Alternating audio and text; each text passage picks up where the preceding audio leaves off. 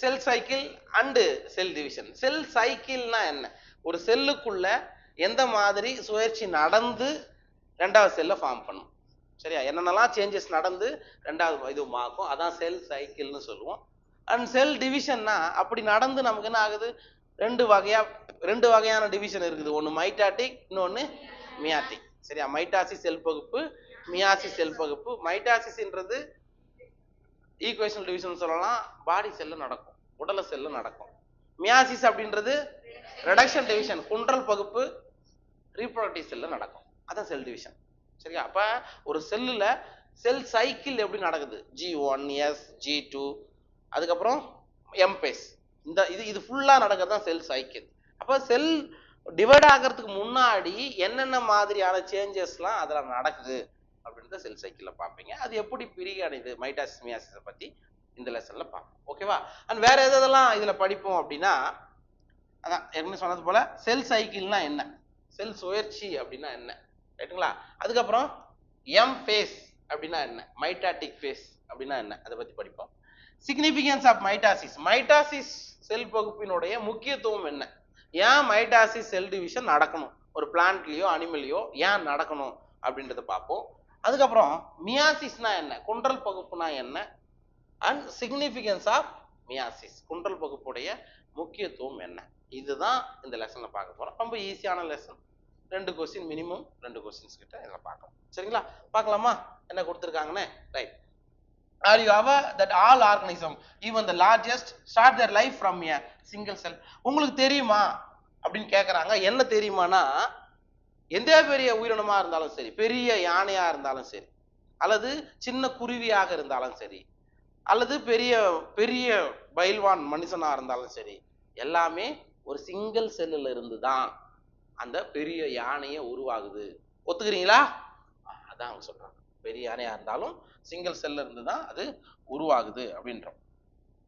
அதுக்கடுத்தது, you may wonder how a single cell then goes on the form such large organism. நீங்க ஆச்சரியப்படலாம், எப்படிடா சின்ன செல்லு இந்த பெரிய உயிரினமா மாறுது அப்படின்னு நீங்க ஆச்சரியப்படலாம். நம்மலாம் எங்க அதை பத்தி திங்க் பண்றோம், பட்டிருக்க மாட்டோம். சரி, ரைட்.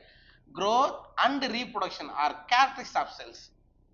growth நடக்கணும், ஒரு செல் growth ஆகணும், வளர்ச்சி நடக்கணும். வளர்ச்சி நடந்தா தான் ரீப்ரொடக்ஷன் நடக்கும். யோசிச்சு பாரு, ஒரு பிளான்ட் சீட்ல இருந்து ஜெர்மினேட் ஆகுது, ஜெர்மினேட் ஆன உடனே ஃப்ளவர் ஃப்ரூட் வந்துட்டா அந்த பிளான்ட் ஒரு பெருசா மாறணும், ஃப்ளவரை ஃபார்ம் பண்ணணும், அதுக்கப்புறம் தான் ஃப்ரூட் வரணும். ரைட்டா? அப்ப ஃபர்ஸ்ட் என்ன நடக்கணும், ஒரு ஆர்கனிசத்துல growth நடக்கணும். growth நடந்தா தான் ரீப்ரொடக்ஷன் நடக்கும். ரீப்ரொடக்ஷன் நடந்தா யங் ஒன்ஸ் ஃபார்ம் ஆகும், மறுபடியும் growth நடக்கும், மறுபடியும் ரீப்ரொடக்ஷன் நடக்கும். இதுதான்டா சைக்கிள், இதுதான் நடக்கும். ஆர் கேரக்டரிஸ்டிக்ஸ் ஆஃப் ஒரு செல்லினுடைய கேரக்டர் என்னன்னா வளர்ச்சி மற்றும் இனப்பெருக்கம். சரிங்களா? Right. Indeed of all living organism, இது எல்லா ஆர்கனிசத்துக்குமே இது பொருந்தும். சரிங்களா? எல்லா ஆர்கனிசத்துக்குமே growth நடந்த பிறகுதான் ரீப்ரொடக்ஷன்ன்றது நடக்கும். ஒன்று பெருசா ஆகலாம், இல்லை பாக்டீரியா மாதிரி சின்னதாவே இருந்து என்ன ஆகும், டிவைட் ஆகலாம். Right. All cells reproduce by dividing into 2. எல்லா செல்லுமே இனப்பெருக்கம் செஞ்சு எப்படி ஆகுது, 2 செல்லா டிவைட் ஆகுது அப்படின்றாங்க. with each parental cell giving rise to 2 daughter cells each time they divide. Correct தானே? இது பேரண்ட் செல், பெற்றோர் செல்.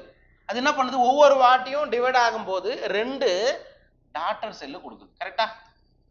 2 சேய் செல்களை கொடுக்குதுன்னு சொல்றாங்க. சரியா? கையேடு வேண்டாம், வைக்காத, காலையில் நல்லா இருக்காது. These newly formed daughter cells can themselves grow and divide. Sir புதுசா உருவாச்சு இல்ல இந்த செல், என்ன ஆகும், அகைன் growth ஆயிட்டு என்ன பண்ணும், மேலும் 2 செல்ல ஃபார்ம் பண்ணும். அப்ப இது பேரண்டா மாறிடும், இது டாட்டர் செல்ஸா மாறிடும், அகைன் டிவைட் ஆயிட்டு போயிட்டே இருக்கும். அதான் சொல்றாங்க. சரிங்களா? giving rise to a new cell population that is formed by the growth and division of a single parental cell. அப்ப யோசித்து பாருங்க, இது ஃபுல்லா இது அகைன் டிவைட் ஆயிட்டு இந்த மாதிரி பண்ணுது. புரியுதா? அப்ப என்ன ஆகுது, ஒரு பெரிய செல் பாப்புலேஷனே உருவாகுது. அதெல்லாம் எங்க இருந்து வந்தது, ஒரே ஒரு சிங்கிள் செல்ல இருந்து தான் உங்களுக்கு வருது அப்படின்னு சொல்றாங்க. சரிங்களா? Single parental cell and its progeny. அப்போ சிங்கிள் பேரண்டல் செல் இருந்து வந்தது எல்லாமே என்னது, அதோடைய சேய் செல்கள் தான் சொல்ல முடியும். சரிங்களா?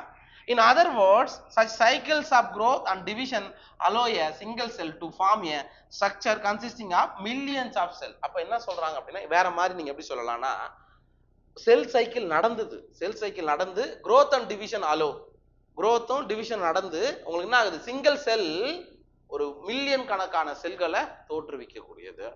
அப்ப ஒரு செல் மில்லியன் கணக்கான செல்லை தோற்றுவிக்கணும் அப்படின்னா அங்க செல் டிவிஷன் நடக்கணும். அகைன் செல் சைக்கிள் நடந்தா தான் செல் டிவிஷன் நடக்கும். புரியுதா? அப்ப நம்மளா இருக்கிறோம், ஹியூமன் இருக்கோம், நம்ம உடம்புல எவ்வளவு செல் இருக்கும்? ஒரு 1000 செல் இருக்குமா? 10,000 இருக்குமா?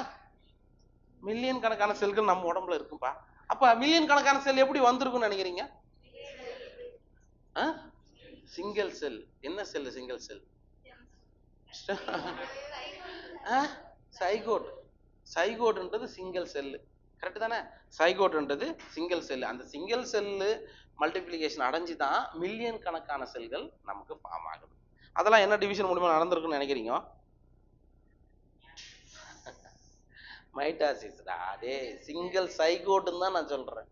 நான் ஸ்பெர்ம பத்தியோ ஓவம் பத்தியோ நான் பேசல, சைகோட்னு தான் நான் சொல்லிட்டேன். சைகோட் அப்படின்றது டிப்ளாய்டு, கரெக்டா? சைகோட்ன்றது டிப்ளாய்டு செல்லு. டிப்ளாய்டுல இருந்து உருவாகக்கூடிய எல்லா செல்லுமே டிப்ளாய்டு செல் தான். அப்ப மைட்டாசிஸ் தான் நடக்கும். இது உடல் செல்ல தான் வரும். அதுக்கு முன்னாடி வரைக்கும் தான் மியாசிஸ் நடந்திருக்கும், ஞாபகம் வச்சுங்க. அப்ப சைகோட்ன்றது ஒரு டிப்ளாய்டு, ஒரு சிங்கிள் செல், என்னது நானோகிராம், ரொம்ப நானோகிராம் சைஸ்ல இருக்கும், ரைட்டா? அப்புறம் 2 கிலோ 3 கிலோ குழந்தையா மாறுது, ரைட்டா? அதுக்கப்புறம் 60 கிலோ 70 கிலோ பெரிய மனிதர்களா மாறுறோம். புரியுதா? இது எல்லாமே நடக்கிறது எங்கன்னா செல் சைக்கிள், செல் டிவிஷன் தான் நடக்கும். ஓகேவா? இது புரிஞ்சுச்சா ஃபர்ஸ்ட் இது? ரைட்.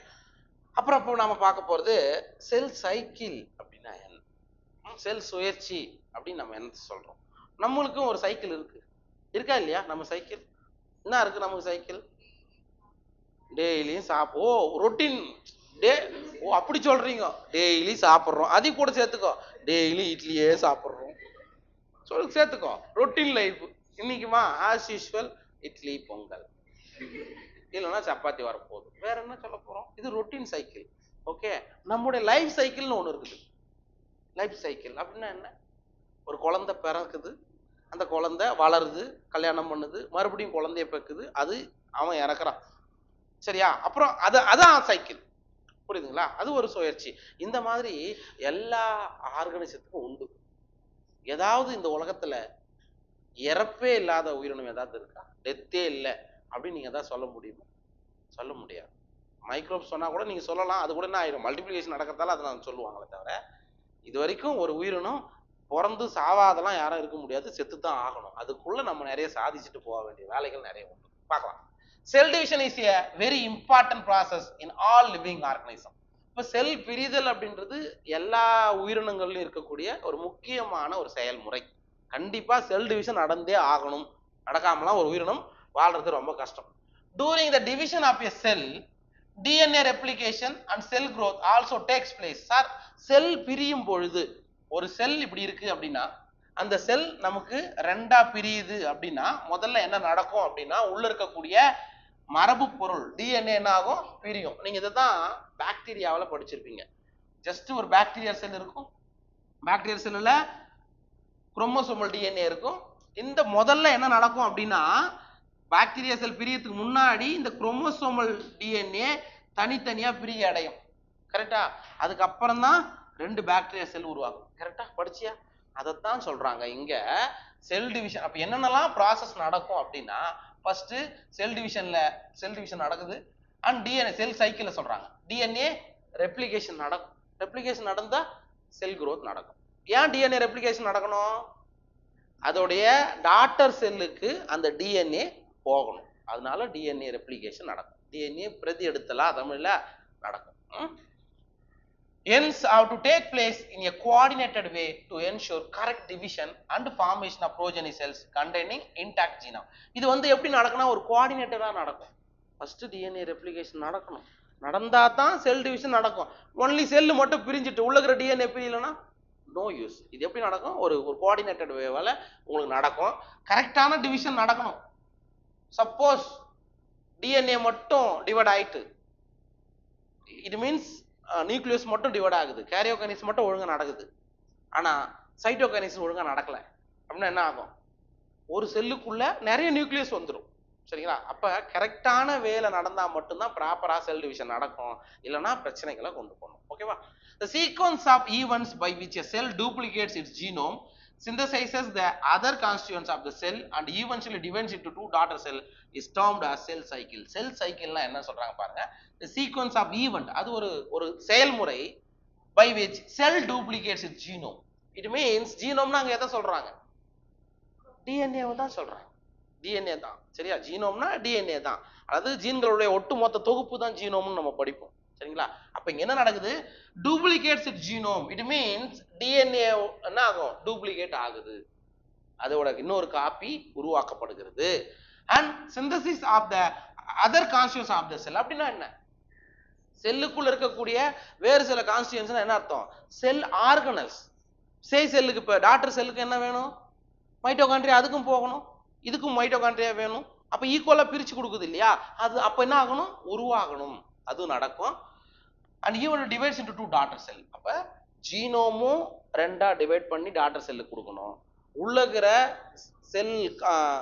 செல் ஆர்கனல்ஸும் ஈவனா ரெண்டுத்துக்கும் போகணும். அப்படி போனா அதுக்கு பேர் தான் என்ன சொல்றாங்க? Cell cycle. ரெண்டு செல்லுக்கும் ரெண்டு டாட்டர் செல்லுக்கும் ஈவனா பகிர்ந்தளிக்கப்படும். அது அந்த ஈவெண்ட்டுக்கு எல்லாத்துக்கும் பேர் தான் செல் சைக்கிள். அது ஈவெண்ட், முழு ஈவெண்ட்டுக்கு என்ன சொல்றாங்க? செல் சைக்கிள் சொல்றாங்க. Although sell growth in terms of cytoplasmic increase. செல் growthனா என்ன? செல் வளர்ச்சி அடைகிறது அப்படின்னா நீங்க எப்படி சொல்லுவீங்க? சின்ன செல் கொஞ்சம் பெருசாகுது, கொஞ்சம் பெருசாகுது, கொஞ்சம் பெருசாகுது, கொஞ்சம் பெருசாகுது. புரியுதா? அப்ப இது செல் வளர்ச்சி அடைகிறதுனா நீங்க எதை வச்சு சொல்றீங்க அப்படின்னா, in terms of cytoplasmic increase, உள்ள இருக்கக்கூடிய சைட்டோபிளாசத்தோட அளவு அதிகரிக்கிறது, அதுதான் செல்லு வளருதுன்னு சொல்லுவீங்க. கரெக்டா? Right. It is a continuous process. அப்படி இந்த மாதிரி பெருசாகிட்டே போகுது இல்ல, அது ஒரு தொடர்ச்சியான செயல்முறை, கண்டினியூஸா நடக்கும். DNA synthesis occurs only during one specific stage in the cell cycle. இதுதான் முக்கியம், அனலைன் பண்ணி வச்சுக்கோங்க. சைட்டோபிளாசம் பெருசாகுது, எல்லாமே நடக்குது, ஆனா DNA உருவாக்கம் அப்படின்றது only during one specific stage in the cell cycle. செல் சுழற்சியில ஒரு குறிப்பிட்ட நிலையில் மட்டுமே DNA உருவாக்கப்படும். அது என்ன stage? S stage. S for synthesis. DNA synthesis ஆகக்கூடிய நிலை. வேற எங்கேயும் DNA உருவாக்கப்படாது. சரி, அதுதான் பின்னாடி படிக்க போறோம். The replicated chromosomes DNA are then distributed to daughter nuclei by a complex series of events during cell division. அப்ப என்ன சொல்றாங்க அப்படின்னா, DNA சிந்தசிஸ் ஆகிறது ஒரு ஸ்டேஜ்ல தான் ஆகுது, அந்த ரெப்ளிகேட் ஆயிடுச்சு இல்ல, that is DNA or chromosome replicate ஆயிடுச்சு இல்லையா, அது என்ன ஆகுது? டிஸ்ட்ரிபியூட்டட் டு டூ டாட்டர் நியூக்ளியை, ரெண்டுத்துக்கும் சரி சமமா பிரிச்சு கொடுக்கப்படும். By a complex series of event. அதுதான் எங்க நடக்க போகுது? எம்பேஸ்ல பாக்குறோம்ல, ப்ரோபேஸ், மெட்டாபேஸ், அனாபேஸ், டீலோபேஸ்னு படிப்பீங்க இல்லையா, அந்த மாதிரி ஈவென்ட் மூலமா அது என்ன ஆகுது? பிரித்து கொடுக்கப்படுகிறது அப்படின்னு சொல்றாங்க. These events are themselves under sir இந்த நிகழ்வுகள் தான் இப்போ நம்ம சொல்றோம்ல, DNA இந்த ஸ்டேஜ்ல டிவைட் ஆகுது, அப்புறம் உள்ள இருக்கக்கூடிய செல் ஆர்கனல்ஸ் எல்லாம் இந்த ஸ்டேஜ்ல பிரிச்சு போகுது, அண்ட் இதுக்குள்ள மெட்டபாலிசம் நடக்குது. இதெல்லாம் யாரோட கண்ட்ரோல் நடக்குது? Genetic control. இதுக்கு எல்லாமே ஜீனு கண்ட்ரோல் பண்ணும். எல்லா ஈவெண்ட்டுமே, நம்ம உடம்புல நடக்கக்கூடிய எல்லா ஈவெண்ட்டுமே ஒரு ஜீன் காரணமாக தான் அமையும்.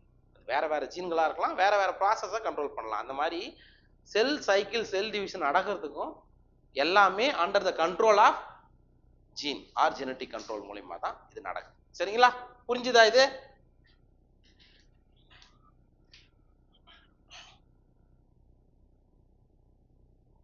எஸ். நெக்ஸ்ட் நம்ம பார்க்க போறது phases of cell cycle. Sir cell சுழற்சி நடக்குதுன்னு சொல்றீங்க, அதுல என்னென்னலாம் ஸ்டேஜஸ் இருக்கு, என்னென்ன நிலைகள் இருக்கு அப்படின்றத பார்க்க போறோம். இதுல என்னென்ன நிலைகள் இருக்கு? முதல்ல நம்ம என்ன பண்ணுவோம் அப்படின்னா, ரெண்டு ஸ்டேஜா பிரிப்போம்பா. ஒண்ணு என்னென்ன ஃபேஸ்? ஐ ஃபேஸ், அப்புறம் எம் ஃபேஸ், ஜி ஃபேஸ் சொல்லி இன்டர்கைனசிஸ் தான் 3 இருக்குதா, and I phase, M phase, ஜில அதுல வந்துடும், எம் பேஸ், அவ்வளவுதான். ரைட்டா? இது மொத்தமே ரெண்டா தான் பிரிப்போம். அந்த ஐ ஃபேஸ்ல உள்ள என்னென்னலாம் வருது, எம் ஃபேஸ்ல என்னென்னலாம் வருது, அதுதான் இந்த செல் சைக்கிள்ல நம்ம பார்க்கணும். ரைட்டா? ரைட். முதல்ல இந்த படத்தை நீ பார்த்துக்கோ, அப்புறமா நம்ம உள்ள கான்செப்டுக்குள்ள போகலாம்.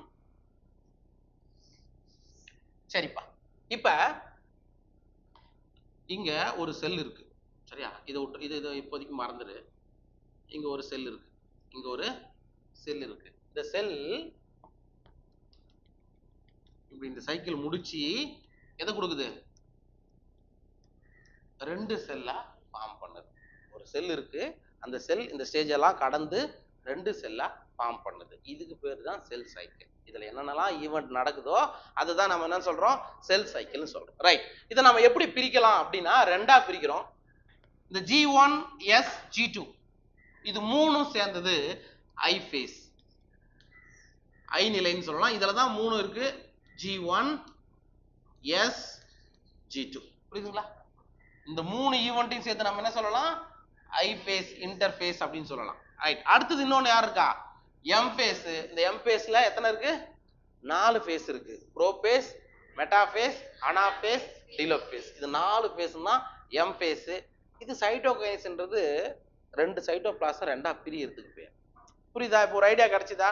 அப்ப செல் சைக்கிள்ல மொத்தம் ரெண்டு ஃபேஸ், ஒன்னு ஐ ஃபேஸ், இன்னொன்னு எம் ஃபேஸ். ஐ ஃபேஸ்ல மொத்தம் 3 ஃபேஸ் இருக்கு. என்னென்ன, G1 S G2. எம் ஃபேஸ்ல இருக்கிறது ப்ரோபேஸ், மோட்டோபேஸ், அனாஃபேஸ், டீலோஃபேஸ். அவ்வளவுதான். இதுதான் செல் சைக்கிள்.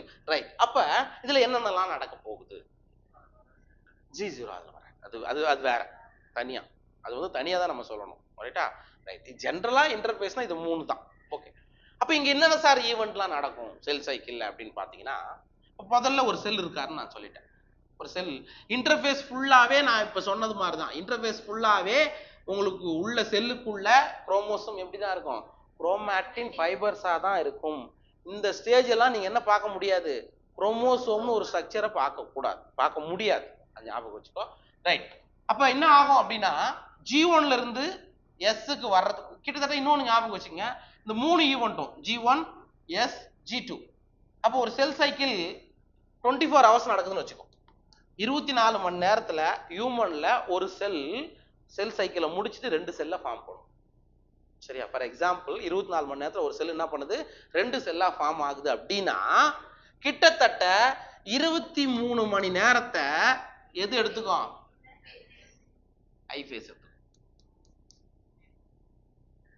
எம் ஃபேஸ்ன்றது வெறும் 1 மணி நேரத்துல நடக்கக்கூடிய நிகழ்வு. சரியா? அப்ப செல் சைக்கிள்ல மிக நீண்ட ஃபேஸ் அப்படின்னா ஐ ஃபேஸ், ஷார்ட் ஃபேஸ்னா எம் ஃபேஸ். புரிஞ்சுச்சா? ரைட். அதே மாதிரி நீ பர்சன்டேஜ் சொன்னா கிட்டத்தட்ட 90%, 90% இது எடுத்துக்கும். ஒன்லி 10% மட்டும்தான் இது வரும்.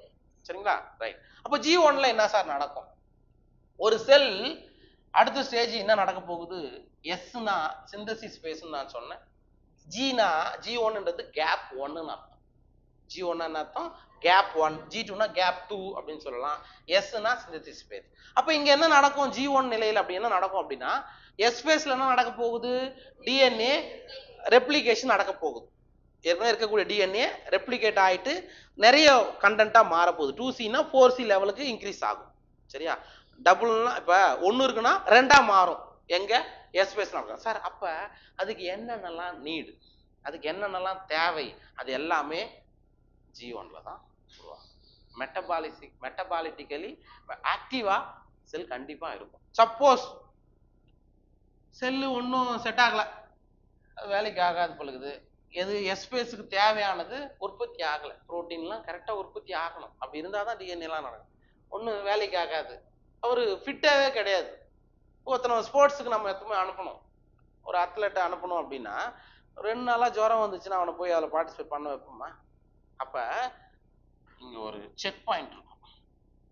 ஒரு ஒலிம்பிக் போகிறோம்னா நிறைய இது இருக்கா, நமக்குலாம் என்ன சார் ஒலிம்பிக்கு, ஜஸ்ட்டு ஸ்கூல்லே முதல்ல நீ ஃபர்ஸ்டா வந்தாதான் அடுத்து இன்டர் ஸ்கூல் காம்படிஷனுக்கு உனக்கு கொண்டு போவாங்க. சரிங்களா? அப்ப இங்க ஒரு செக் பாயிண்ட் இருக்கும். என்ன இருக்கும், ஒரு செக் பாயிண்ட். இந்த செல்லு இது வராரு இல்லை, இந்த செல் இங்க வந்துச்சு, இப்ப இங்க வந்திருக்குது. இந்த செல்லு கரெக்டா இருக்குதா, நல்லா மெட்டபாலிசம் நடந்துகிட்டு இருக்கா, டிவைட் ஆகிறதுக்கான கெப்பாசிட்டி இருக்கான்றத இங்க ஒருத்தர் செக் பண்ணுவார். செக் பண்ணி பார்த்துட்டு எஸ் ஓகே கரெக்ட் நீங்க எக்ஸ்போர்ட் பண்ணலாம். நம்ம சொல்றோம்ல, ஏதாவது ஒரு ப்ராடக்ட்டை நீங்க எக்ஸ்போர்ட் பண்ணா கூட குவாலிட்டி கண்ட்ரோல்னு ஒன்று இருக்கும். சரியா? அதை அனலைஸ் பண்ணி தான் என்ன பண்ணுவாங்க, அனுப்புவாங்க. அந்த மாதிரி இங்க ஒரு குவாலிட்டி செக் நடக்கும். இது எஸ்பேஸுக்கு தேவையானது எல்லாத்தையும் உற்பத்தி செய்யுது. மெட்டபாலிக்கல் ஆக்டிவ் ஆனா மட்டும்தான் அந்த செல் என்ன ஆகும், இங்கிருந்து இந்த பக்கம் அனுப்புவார். இல்ல வேலைக்காகல, ஐயோ இன்னும் கொஞ்சம் நீ கொஞ்சம் தம்பி ஓ இன்னும் கொஞ்சம் ட்ரைனிங் எடுத்துட்டு வா அப்படின்னு சொல்லிட்டு எங்க போறாரு, ஜி நாட்டு. அது சார் அப்ப ஜி நாட்டுன்றது என்ன சார், ரெஸ்டிங் பேஸ்ன்னு சொல்லு. அப்ப சார் அப்ப செத்து போன மாதிரி இருக்குமா? அப்படி கிடையாது, மெட்டபாலிக்கலி ஆக்டிவா தான் இருக்கும், ஆனா ஸ்லோவா இருக்கும். அவ்வளவுதான். வென் இது ரெடி ஆயிடுச்சுன்னு வச்சுக்கோ, நான் ரெடி சார் இப்ப அப்படின்னா, அப்புறம் மறுபடியும் இந்த செக் பாயிண்ட கடந்தா அடுத்துக்கு வர முடியும். இல்லைன்னா அவர் அங்கேயே தான் இருக்கணும். ஹார்ட் செல்லாம் அப்படியே தான் இருப்பாங்க. அது நம்ம வச்சு ரைட் ஓகே. இப்போ ஒரு செல் என்ன ஆச்சு, மெட்டபாலிக்கல் ஆக்டிவா மாறி இங்க வந்துட்டாரு, தாண்டிடுச்சு. குவாலிட்டி கண்ட்ரோல் ஓகே சொல்லிட்டாங்க. எங்க வந்துச்சு, எஸ்பேஸ்க்கு வந்துச்சு. எஸ்பேஸ்ல வந்தா என்ன நடக்கணும், டிஎன்ஏ ரெப்ளிகேஷன் நடக்கும். அப்ப டிஎன்ஏ இப்படி இருக்கு, டிஎன்ஏ ரெப்ளிகேஷனா பிரதி எடுத்தல். என்கிட்டே கேளு, நானே சொல்லி கொடுக்குறேன். டிஎன்ஏ ரெப்ளிகேஷன் நடக்கும். இப்போ என்ன நடக்கும், இது வந்து என்ன சொல்றது, பேரண்ட் வந்து பேரண்ட் அப்படி இருக்குன்னா நமக்கு என்ன நடக்கும், டிஎன்ஏல இந்த மாதிரி ஒன்று படிச்சிருப்பீங்களே, செமி கன்சர்வேட்டிவ் மெத்தட்னு படிச்சிருப்பியா. இந்த மாதிரி டிஎன்ஏவோட கண்டென்ட் 2C இருந்து 4C மாறக்கூடியது எங்க நடக்கும்னா இங்க தான் நடக்கும். S phase for synthesis of DNA அப்படின்னு ஞாபகம் வச்சு. அப்ப டிஎன்ஏ ரெப்ளிகேஷன் எங்க சார் நடக்குதுன்னா என்ன சொல்லணும், எஸ் ஃபேஸ்ல நடக்குது. ஓகே ரெடி ஆயிடுச்சா, சரி ஓகே. அடுத்தது எஸ் ஃபேஸ்ல டிஎன்ஏ ரெப்ளிகேஷன் நடந்துச்சு. ரைட். இப்போ ஒரு கேள்வி வரும், இப்போ இங்க வந்ததுல இருந்து செல்லு, இந்த செல்லுல அல்லது இங்க ஆரம்பிச்சதுல இந்த செல்லுல 46 குரோமோசோம் இருக்குது. எத்தனை குரோமோசோம் இருக்கு, 46 குரோமோசோம் இருக்கு. எஸ் ஃபேஸ் முடிஞ்சு இங்க வந்துச்சு ஒரு செல், இங்க வந்துச்சு, இந்த வழி இங்க வந்துட்டார். இப்ப இந்த எஸ் ஃபேஸ் முடிஞ்சு இருக்கக்கூடிய G2 ஃபேஸ்க்கு வந்த இருக்கக்கூடிய செல்லுல எத்தனை குரோமோசோம் இருக்கும், அதே 46 குரோமோசோம் தான் இருக்கும். குரோமோசோம் எண்ணிக்கை மாறாது. ரைட். அடுத்த क्वेश्चन, G1 நிலையில இருந்த செல்லுல இருக்கக்கூடிய டிஎன்ஏ உடைய அளவு 2C, அல்லது இப்படி வச்சுக்கோ, ஏன் 2C சொல்லணும், 10C வச்சுக்கோ, 10C இருக்கு. ரைட்டா? ரைட். எஸ் ஃபேஸ் முடிஞ்சு G2 ஸ்டேஜுக்கு வந்தது இல்ல, இங்க இருக்கக்கூடிய டிஎன்ஏ உடைய அளவு என்னவாக இருக்கும்,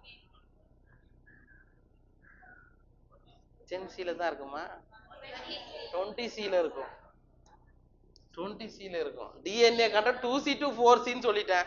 உனக்கு கொஸ்டின் எப்படி வேணாலும் அவன் ப்ரே பண்ணலாம், நீங்க தான் அதுக்கு தயாரா இருக்கணும். அதனோட டபுள் மடங்கா எங்க இருக்கும், இங்க இருக்கும். டிஎன்ஏவோட அளவு மட்டும்தான் இன்க்ரீஸ் ஆகும், குரோமோசோமோட எண்ணிக்கை மாறாது. புரிஞ்சிச்சா? அது எஸ் ஃபேஸ். ஓகே, அங்க இருந்து கடந்துச்சு G2க்கு வந்துச்சு. சார் G2ல என்ன சார் நடக்கும், எம் பேஸுக்கு என்னென்னலாம் உனக்கு தேவை, எம் பேஸுக்கு என்ன புரோட்டீன் தேவையா, அப்புறம் ஆர்என்ஏ தேவையா, அல்லது இந்த கெமிக்கல் காம்பவுண்ட் தேவையா, எல்லாமே அண்ட் மெட்டபாலிசத்துல ஆக்டிவா என்னென்னலாம் இதுக்கு தேவையோ அது எல்லாமே எங்க வரும், G2 ஃபேஸ்ல ஃபார்ம் ஆயிடும். G2 ஃபேஸ்ல உங்களுக்கு ஃபார்ம் ஆயிடும். அண்ட் இந்த ஸ்டேஜில் வரும்போது உங்களுக்கு என்னெல்லாம் இருக்காது அப்படின்னா, அந்த இதுவெல்லாம் படிப்பீங்கல்ல, செல் ஆர்கனல்ஸ்லாம் இந்த ஸ்டேஜ் வரும்போது கொஞ்சம் கொஞ்சமா மறைய ஆரம்பிச்சு விட்ரும். ரைட்டுங்களா? புரியுதா? இது வரைக்கும் புரியுதா? G2 ஃபேஸ் எதுக்கு, எம் ஃபேஸுக்கு தயார் பண்ணக்கூடிய ஸ்டேஜ் தான் அது. ரெடியா இருந்தா தான் எம் ஃபேஸ் போகும், இல்லைன்னா அடிச்சு தெருத்து போயிடும். எங்க போயிடணும், அங்கதான் வரணும். எல்லாத்துலயுமே ஒரு செக் பாயிண்ட் வச்சிருப்பாங்க. இது வந்து நேச்சுரலாவே இருக்கக்கூடிய விஷயங்கள். ரைட். ஓகே, தாண்டி இங்க வந்துச்சு. இப்ப 46 குரோமோசோம் இருக்கும், டிஎன்ஏவோட கண்டென்ட் 4C இருக்கும். கரெக்டா? ரைட். அப்புறம் தான் நமக்கு என்ன நடக்க போகுது, ப்ரோபேஸ், மெட்டாபேஸ், அனாபேஸ், ஜீலோபேஸ். அப்ப இந்த ஸ்டேஜ் எல்லாம் வரும்போது உங்களுக்கு ப்ரோபேஸ்ல ஒவ்வொன்றா நம்ம படிப்போம்பா. ப்ரோபேஸ்ல உங்களுக்கு நியூக்ளியர் மெம்பரேன் மறையும், நியூக்ளியோலஸ் மறையும், இந்த குரோமேட்டின் ஃபைபர் இருந்துல்ல, சரி, அது என்ன ஆகும், கண்டென்ஸ் ஆகும். கண்டென்ஸ் மீன்ஸ் தடிப்புறும். என்ன ஆகும், கொஞ்சம் கண்டென்ஸ் ஆகும். இது எல்லாமே எங்க சார் நடக்கும்னா இங்கதான், ப்ரோபேஸ்ல ஓரளவுக்கு தெரியும். அப்புறம் மெட்டாபேஸ்ல குரோமோசோம் என்ன ஆகும், பிரியும். அதாவது சாரி, ஈக்குவட்டோரியல் பிளேட்டுக்கு வரும், மையத்தட்டுக்கு வந்து அமையும். அனாபேஸ்ல அந்த குரோமோசோம் எதிரெதிர் துருவங்களை நோக்கி பிரிய ஆரம்பிக்கும். டீலோபேஸ்ல தனித்தனியா பிரிஞ்சு ப்ரோபேஸ்ல என்ன நடந்தோ அது எல்லாமே ஆப்போசிட்டா நடக்கும். சரியா? ரைட்டு. இப்ப இந்த ஸ்டேஜ்ல டீலோபேஸ் நடக்கும்போது என்ன இருக்கும் தெரியுமா? ஒரு செல்லுக்குள்ள இந்த மாதிரி வந்துடும், 2 செல் கண்டிஷன் வந்துடும். சரிங்களா? ரைட். அப்புறம் அந்த டீலோபேஸ் முடியும் போது மறுபடியும் நியூக்ளியர் மெம்பரேன் ஃபார்ம் ஆயிடும். செல் ஆர்கனல்ஸ் எல்லாருமே ஈக்குவலா இதுல உங்களுக்கு வந்துடும், இடத்துலயும் வந்துடும். அப்புறம் தான் என்ன நடக்கும்? சைட்டோகைனசிஸ். சைட்டோகைனசிஸ்னா ஜஸ்ட் இந்த சைட்டோபிளாசம் டிவைட் ஆயிட்டு நமக்கு எத்தனை செல் வந்துச்சுப்பா, புரிஞ்சுச்சா? இதுதான் செல் சைக்கிள். இதுதான் செல் சைக்கிள். அதைத்தான் நம்ம இங்க பார்க்க போறோம். ஓகேவா? ஒரு ஐடியா கிடைச்சதா? ஜஸ்ட் ஒரு வாட்டி கோத்ரூ பண்ணு.